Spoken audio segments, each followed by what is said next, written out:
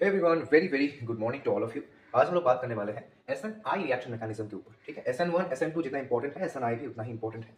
SN1 SN2 universal mechanism है। SN1 SN2 आपको हर जगह देखने को मिलेगा, बट SN-I मैकेनिज्म इतना कुछ देखने को नहीं मिलता है, क्योंकि ये जो SN-I SN-NGP AR-SN ये सब जो रिएक्शंस है ना, SN-I SN-NGP AR-SN ये जो रिएक्शंस है ये सारे स्पेसिफिक रिएक्शंस हैं।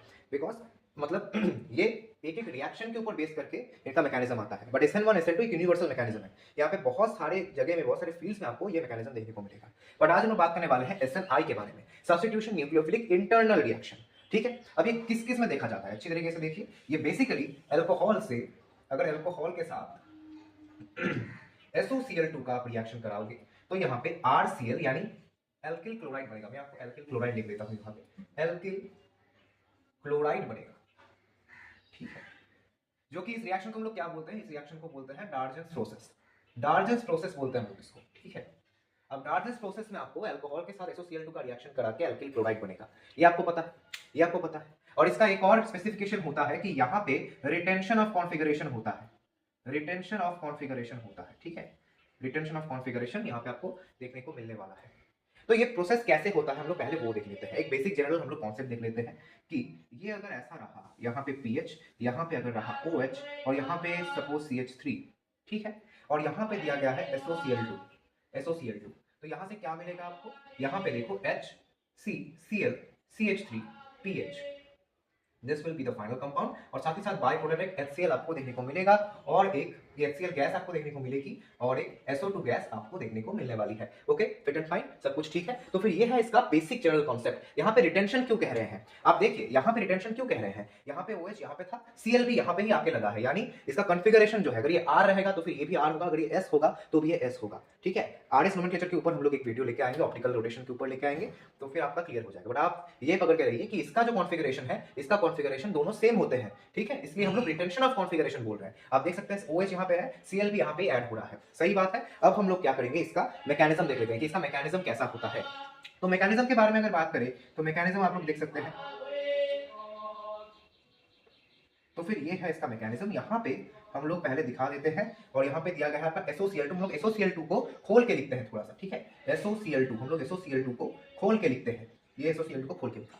अब ऑक्सीजन का यहाँ पे क्या है, लोन पेयर है, यस और नो, लोन पेयर है। इस लोन पेयर से ये क्या करता है, इस S पर अटैक करता है, ये बॉन्ड ऊपर जाता है, नीचे आता है, और इस Cl को निकाल देता है।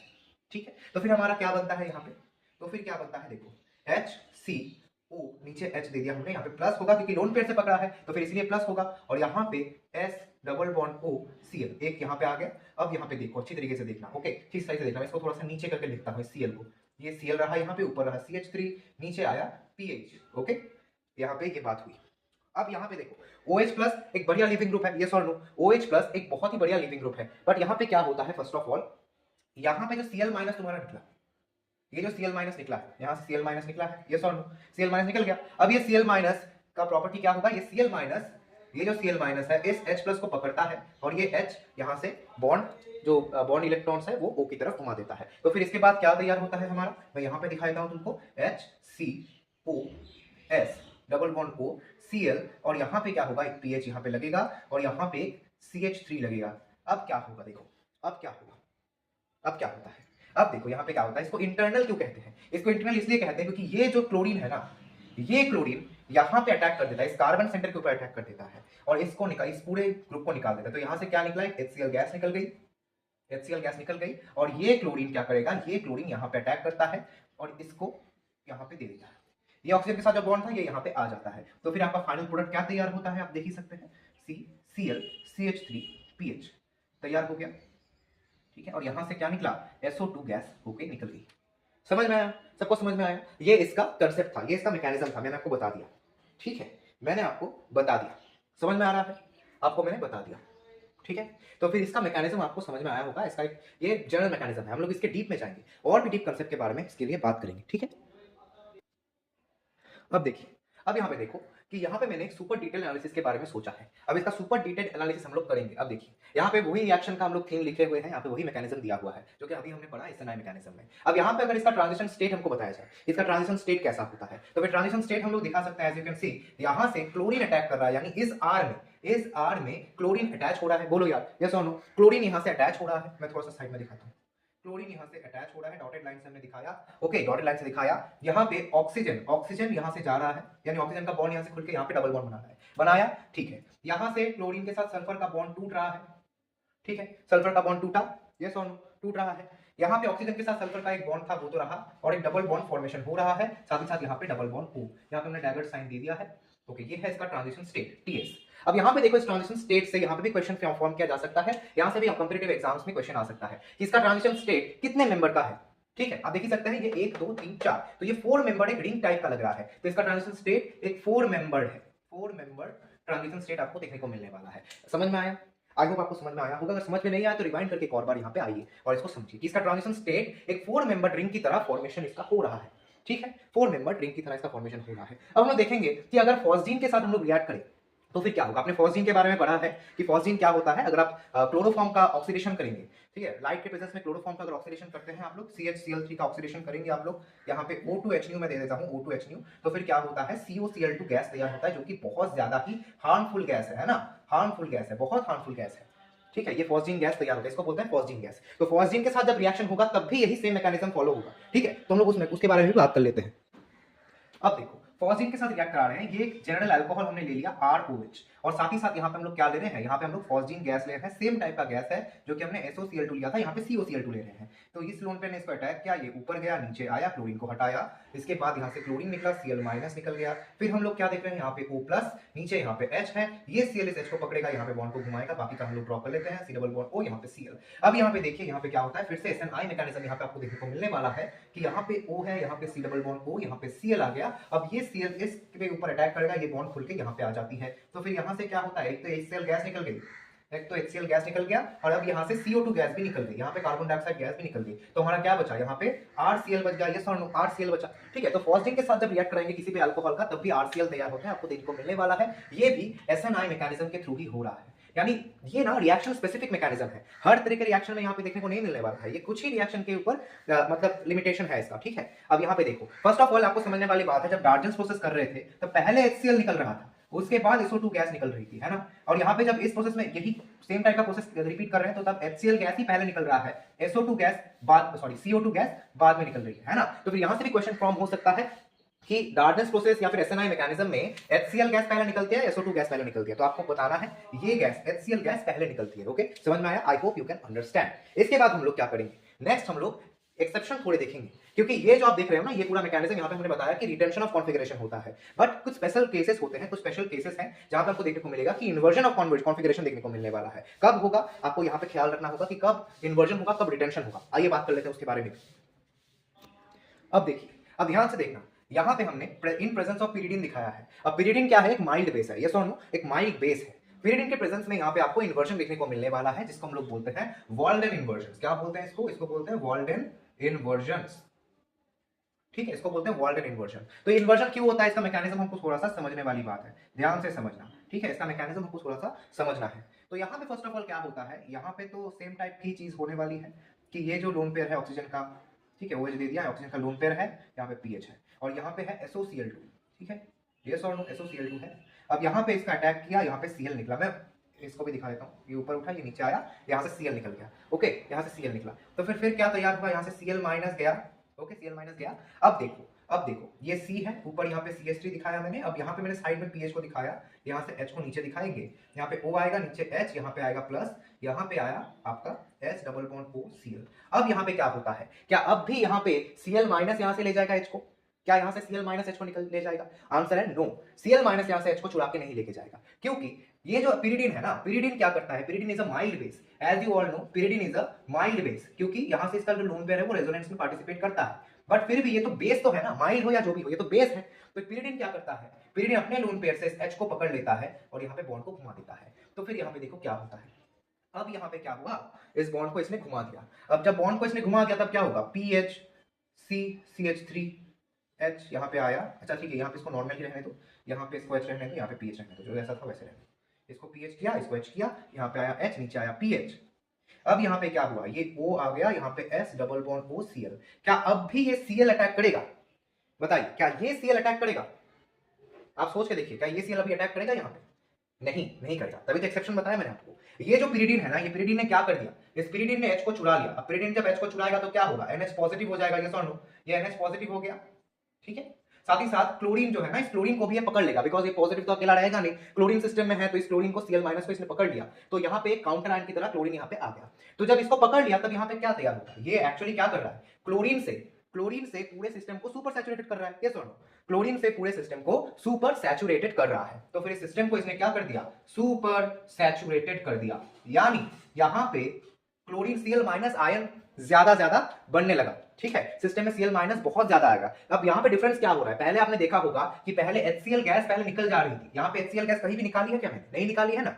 अब HCl गैस के थ्रू यहाँ पे Cl- पहले निकल जा रहा था, बट यहाँ पे पिरिडीन ने क्या किया, पिरिडीन ने Cl- को कैप्चर कर लिया, यानी सिस्टम में Cl- बहुत ज्यादा बढ़ गए। तो फिर ये Cl अटैक करने से पहले ही बाहर से जो Cl है वो अटैक कर देगा, बाहर का जो Cl आपका एक्स्ट्रा बच गया है, जो कि पिरिडीन ने कैप्चर कर लिया है, सुपर सैचुरेशन कर दिया है सिस्टम में, Cl का जो क्वांटिटी है बहुत ज्यादा ही बढ़ा दिया, Cl- की क्वांटिटी, तो ये Cl- अटैक करेगा। अब ये कहां से अटैक करेगा, क्या ये इस पाथ से अटैक करेगा या फिर ये पीछे से अटैक करेगा, मतलब नीचे से अटैक करेगा, बताओ, ध्यान से सोचो।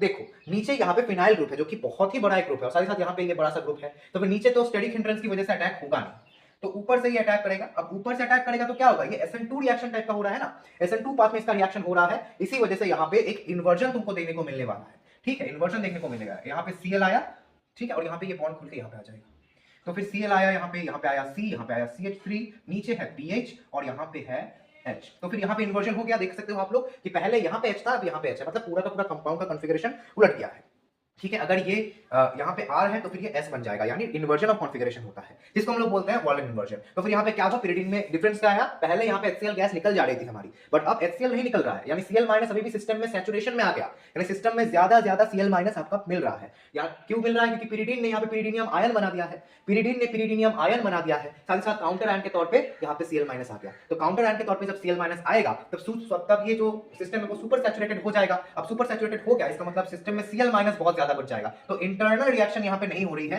मतलब बाद बाकी यहाँ पे एक्सटर्नल रिएक्शन आपको देखने को मिलने वाली है, ये Cl अटैक करेगा। क्या ये SNI मैकेनिज्म है, of course this is also SNI mechanism, क्योंकि यहाँ पे भी आप देख सकते हो SNI टाइप का ही यहाँ पे रिएक्शन देखने को मिलने वाला है, जस्ट एन एक्सेप्शन यहाँ पे देखने को मिलने वाली है, क्योंकि यहाँ पे पिरिडीन दे दिया है हमने, और पिरिडीन एक माइल्ड बेस है, इसलिए इसने इसको पकड़ा, H+ को पकड़ा, ठीक है, समझ में आया, आई होप आपको समझ में आया होगा, लिख लीजिए एक बार इस चीज को, ठीक है ना। व्हाट इफ अगर मैं आपको ये क्वेश्चन दे दूं, एक एक्स्ट्रा क्वेश्चन आप देख लीजिए, एक दे रहा हूं तुमको, ये देखिए, ये क्वेश्चन में आपको क्या बताया गया है, यहाँ पे एक कंपाउंड दिया गया है, साथ ही साथ SOCl2 को डाइऑक्सेन के प्रेजेंस में, इसको बोलते हैं डाइऑक्सेन, ठीक है, डाइऑक्सेन बोलते हैं इसको, तो डाइऑक्सेन के प्रेजेंस में आपको रिएक्ट करवाने के लिए बोला गया है। चलिए करते हैं, देखते हैं इसमें क्या होता है, तो क्या इसमें इन्वर्जन होगी या रिटेंशन होगी, वही हमारा मेन पॉइंट है कि यहाँ पे क्या होने वाला है। तो यहाँ पे देख ही सकते हो सेम टाइप का SNI पाथ में यहाँ पे रिएक्शन होगा, SNI पाथ में यहाँ पे रिएक्शन होगी। देखो पिरिडीन तो है नहीं, यहाँ पे कोई पिरिडीन नहीं है, बस SOCl2 और डाइऑक्सेन दिया गया है। तो यहाँ पे क्या होगा, ये जो लोन पेयर है, सेम टाइप का मैकेनिज्म यहाँ पे देख ही सकते हैं आप लोग, ये Cl यहाँ पे Cl लगाया, ये यहाँ पे आया, ये ऊपर गया, नीचे आया, यहाँ पे Cl को हटाया। अब देखो क्या आएगा, यहाँ पे Cl- आयन निकल गया, फिर यहाँ पे क्या हुआ, H, यहाँ पे आया O+, नीचे आया H, यहाँ पे आया D, यहाँ पे था Ne, हो गया, और यहाँ पे आया S double bond O Cl, ठीक है। अब यहाँ पे देखो क्या होता है, अब क्या होता है, ये Cl- यहाँ पे सेम टाइप का मैकेनिज्म, इसको यहाँ पे आया, लेके आया, अब यहाँ पे देखो H O, S double bond O Cl, यहाँ पे Me, नीचे था D। नाउ अच्छी तरीके से देखो, अच्छे से देखो, ये जो SOCl है ना, SO2Cl, ये SO2Cl अच्छा खासा लिविंग ग्रुप है। SO2Cl अच्छा खासा लिविंग ग्रुप क्यों है, क्योंकि ये स्टेबल हो जाता है, ठीक है। यहाँ पे देखो आप लोग, SO2Cl का मैं स्ट्रक्चर दिखा देता हूँ तुमको, ये है SO2Cl, तो यहाँ पे देखो कंजुगेशंस में है, कंजुगेशंस में अच्छा खासा कंजुगेशन है, तो फिर ये स्टेबल है, यानी ये अगर ऐसा बनेगा SO2Cl बनेगा तो फिर यहाँ पे स्टेबिलिटी आ जाएगी। अब यहाँ पे सिस्टम में क्या है, डाइऑक्सेन है, तो सिंपली पहले क्या हो रहा था, यहाँ पे Cl यहाँ पे अटैक करके इसको हटा दे रहा था, SO2 निकाल दे रहा था, ठीक है, यहाँ से HCl निकल चुका है, HCl गैस निकल चुकी है। अब यहाँ पे क्या होगा, सिस्टम में डाइऑक्सेन है, अगर डाइऑक्सेन नहीं रहता तो नॉर्मल हमारा SNI हो जाता, पर डाइऑक्सेन है, इसका मतलब डाइऑक्सेन का क्या है, ऑक्सीजन का लोन पेयर है, यस और नो, लोन पेयर है ऑक्सीजन का, तो ऑक्सीजन का लोन पेयर क्या करेगा, यहाँ पे अटैक करेगा और इसको घुमा के यहाँ पे लेके आ जाएगा। तो यहाँ पे क्या हो रहा है, यहाँ पे फर्स्ट ऑफ ऑल एक तो इन्वर्जन हो गई, यहाँ पे SN2 टाइप का रिएक्शन फॉर्म हो गया, तो फिर क्या बन रहा है हमारा यहाँ पे प्रोडक्ट, यहाँ पे हमारा ये बन रहा है नेक्स्ट स्टेप में, ये प्लस हो गया, यहाँ पे आया जो भी था, यहाँ पे C आया, यहाँ पे आया H, यहाँ पे नीचे आया D और ऊपर आया Me, अब ऑक्सीजन के ऊपर प्लस है, ऑक्सीजन के ऊपर प्लस बहुत अनस्टेबल होता है, ये क्या करेगा, ये चाहेगा कि मुझे इलेक्ट्रॉन दो, मुझे इलेक्ट्रॉन दो। अब यहाँ पे क्या होगा, सिस्टम में अभी Cl माइनस बचा हुआ है, ठीक है, सिस्टम में अभी भी Cl माइनस है, तो Cl माइनस अब क्या करेगा, Cl माइनस यहाँ पे बैक साइड में अटैक करके इसको खोल देगा। यानी क्या हो रहा है, पहले एक बार इन्वर्जन हुई, उसके बाद दूसरी बार फिर से इन्वर्जन होगी, तो फिर क्या मिलेगा आपको, कॉन्फिगरेशन तो सेम ही रह रहा है ना, कॉन्फिगरेशन तो सेम ही रह रहा है। यानी H यहाँ पे आ गया, यहाँ पे Cl ऐड हो गया, यहाँ पे आया D, ऊपर आया Ne, तो फिर हमारा फाइनल प्रोडक्ट यही होगा हमारा आंसर। ठीक है, यही होगा हमारा आंसर। तो देख ही सकते हो, पहले यहाँ पे H था, यहाँ पे H है, नीचे D था, नीचे D है, ऊपर Me था, ऊपर Me है, बस OH की जगह Cl आ गया। यानी जब डाइऑक्सिन के प्रेजेंस में आप रिएक्ट करवाओगे तब यहाँ पे आपका फिर से रिटेंशन ही आ रही है ना, रिटेंशन ऑफ कॉन्फिगरेशन हो रही है। यानी जैसा जो जहां पे था वैसा ही वहां पे Cl लग चुका है, रिटेंशन ऑफ कॉन्फिगरेशन हो रही है। तो क्या किया हमने, first of all lone pair से अटैक करवाया, फिर नॉर्मल SNI टाइप का रिएक्शन फॉर्म किया, बट यहाँ पे स्टेट में आपका एक्सेप्शन आ गया, डाइऑक्सिन ने यहाँ पे अटैक किया, SN2 टाइप का पाथ यहाँ पे फॉलो किया। फिर यहाँ पे देखो O के ऊपर प्लस आ गया जो कि बहुत अनस्टेबल है, तो क्लोरीन ने बैक साइड अटैक करके इसको हटा दिया इस डाइऑक्सिन को, और फिर रिटेंशन ऑफ कॉन्फिगरेशन हुआ। समझे? आई होप आपको समझ में आया होगा। अगर समझ में आया है तो इस वीडियो को लाइक जरूर करना, चैनल पे नए हो तो सब्सक्राइब करना, जिससे कि आपको ऐसे इंपॉर्टेंट वीडियोस बहुत ज्यादा मिले। आई होप आज का कंसेप्ट बड़ा दमदार था। ठीक है, SNI मैकेनिज्म के ऊपर कोई भी क्वेश्चन आप फॉर्म किया जाए आप इजीली टैकल कर पाएंगे, है ना, आप इजीली इसको टैकल कर पाएंगे। आई होप आपको काफी ज्यादा ही हेल्प हुई होगी। मिलता है बहुत जल्दी नेक्स्ट वीडियो में। हम लोग अगली वीडियो में एरोमेटिक न्यूक्लियोफिलिक सब्स्टिट्यूशन या ARSM के बारे में बात करेंगे। ठीक है, चलो।